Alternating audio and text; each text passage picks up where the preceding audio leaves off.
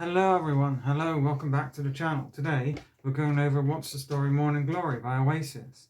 But first, just quickly, I use natural light in my videos because I don't need a fancy setup. I'm just a dude in his bedroom who loves music. But I live in the UK and summer is now pretty much over, so the lighting in this video might be a bit shit. When winter comes around, I'm going to have to try and think of something to get my lighting a bit better. But today, before we go over the main album, we'll just quickly talk about Definitely Maybe, my all-time favourite album. Now, in the description of this video, you'll find a 30-minute review, the link to that review I did almost a year ago, which seems crazy, but I adore this album. It is just spectacular. This is the ultimate rock album, and I have listened to it to death. It's just so good. And the song Live Forever means a hell of a lot to me. I mean, that's my tattoo. My first tattoo as well. I just adore this album. It is just, it's perfection. Liam Gallagher's vocals, Noel Gallagher's songwriting, the guitars, the hectic and loud production. It just completes me. It is the best. So, link to that review down below if you want to see that. But today, I'm not talking about that one, we're talking about their second album, What's the Story Morning Glory. Now, this album sold 22 million copies worldwide, making it one of the best-selling albums of all time, and it's certified 15 times platinum, which is insane. Also, the song Wonderwall is the 5th best-selling single by any artist or band ever.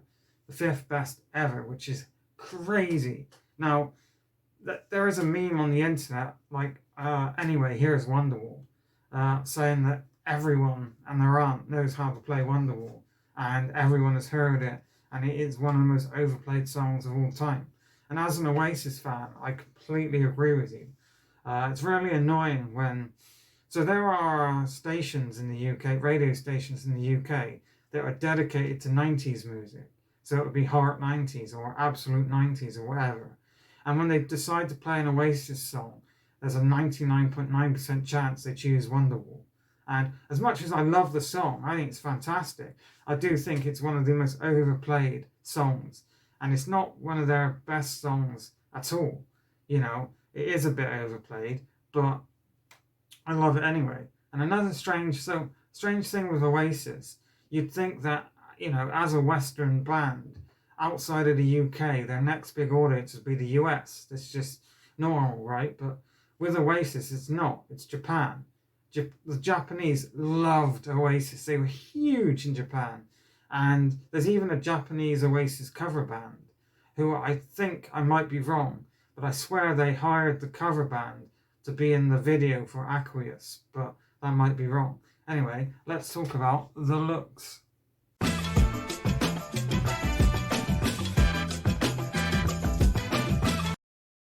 So this album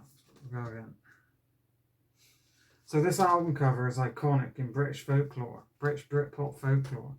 I love they used the picture of the two dudes, I'm assuming that's Noel, walking, and the way it looks all blurred tells a story, it's brilliant. And I love the shop fronts. That's just amazing. Now, I swear, I think this is in London. I'm not sure, it might be in Manchester. Or it might even be in Liverpool. I can't remember where it was. I should have checked that up. But the back is a different street. But this time the dude's not all blurred. And I know there's a reason for that, but I can't remember what it is. Now, something interesting, which I only found out the other day, you see the black border around the album cover. That means it's the 2014 reissue. Because when the albums were first coming out, they didn't have that black border. And the dude who made these sort of decisions wanted to differentiate, I can't say that word, differentiate between the two. There's a really great YouTube video. You can search it up where the dude talks about designing the Oasis logo and going over all the different releases. It's a really cool video, so I definitely recommend you checking that out. Now, this album has a triple gatefold, which is really cool. I love all the pictures of it. That come with it even. That is beautiful. I love that. Now, on this this photo here, you'll see, oh, I forgot what his name is. How have I forgot what his name is? His name is Tony McCarroll. It's a Irish name. But Tony played drums on their first album, and they had a bit of a falling out because Noel Gallagher didn't think he was that great of a drummer. Even though he was one of their friends and a founding member of the band, they kicked him out. In the I Live Forever video, they bury him, literally signifying you're out of the band.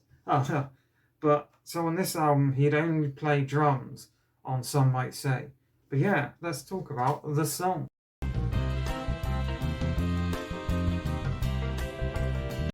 Okay, so it might look weird, but now the video should be the right way around. This camera records and flips it. There might be a setting I can do to change that, but I need to go into the editing video on my phone and then flip it, and that's why it looks right. Should look right now. I completely forgot to mention that What's the Story, Morning Glory is the best-selling album in the UK in the 90s. It sold phenomenal numbers, and 1 in 5 people in the UK are said to have owned it, which is crazy. Now, the actual songs on the album. So the album kicks off with Hello, which starts with this really light version of Wonderwall, really quiet, but it's just the riff, and it's such a great way to open it. And it kicks in with these synths and Liam Gallagher's amazing vocals. I've always spoken about how much I love his vocals, and I love the bridge on the song. Hello, it's good to be back, hello, hello. You know, it's one of the most perfect opening tracks to your album. You're saying, yes, we had an amazing album before, but we're back now and this is going to be better. It is superb. Now, the second song, Roll With It. So we can't talk about this song without talking about the Battle of Britpop. Blur versus Oasis. Blur with Country House and Roll With It by Oasis. Now, it wasn't really a thing. All it was that both bands were releasing a single on the same day, and the music media really hyped it up as this battle of the Britpop, this big deal. But Blur's Country House, Blur hated it when it came out. Blur, even one member of Blur was so depressed he thought about suicide in the after party, because they've released this Oompa Loompa song and they hated it, despised it, and it's not one of their best songs. Now, it did end up selling more than Oasis, but even Oasis with Roll With It it's not a bad song, but it's not particularly good either. It's the worst song on this album, but it's bland, and it's a cookie cutter Oasis song. It's filler. And when you listen to some of the songs that didn't make it on the album, you're thinking, how the hell did they put Roll With It on the album, but didn't put songs like Aqueous on the album? You know, it blows your mind. So when you hear someone talk about the Battle of Britpop, it didn't really, both songs were just this commercial, you know, trying to get numbers to beat the other band. They didn't really do anything, or that was the height of Britpop as well, because after this album, you had Be Here Now, and which is known as the album that killed Britpop. And then Blur, after Parklife, Blur sort of moved away from that Britpop sound. They didn't want to, deal with it anymore. So, then, of course, Wonderwall. Now, we've spoken about Wonderwall, but I think it's great. Don't Look Back in Anger, So Don't Look Back in Anger starts with the piano riff from John Lennon's Imagine. And I hear so many people like, oh, they stole it. It's like 3 seconds of John Lennon's Imagine before it goes into its own song. They didn't steal anything. And it's one of the greatest songs ever made. The lyrics are superb, but the chorus of the song is what makes it so perfect. So Sally can wait. It's just iconic, and it's a British anthem. Now, unfortunately, if you didn't know, in 2017, I think it was, there was a horrific terrorist attack in Manchester. A poor Ariana Grande concert. And it's awful, but what happened was, I saw this video and it went viral. This crowd of people who were in mourning, and then this one woman starts singing Don't Look Back in Anger, and then they all start joining in. This was an unprovoked crowd, but they all start joining in singing it, and it just warms your soul. It was beautiful, and the concert that Ariana Grande put together after this unfortunate event was just amazing.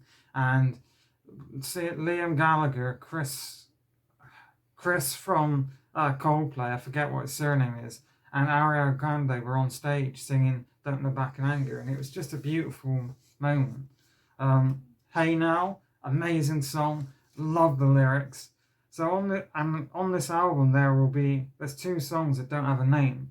They are instrumentals that are taken from a song called The Swamp Song, which was a instrumental they played as they were coming on stage.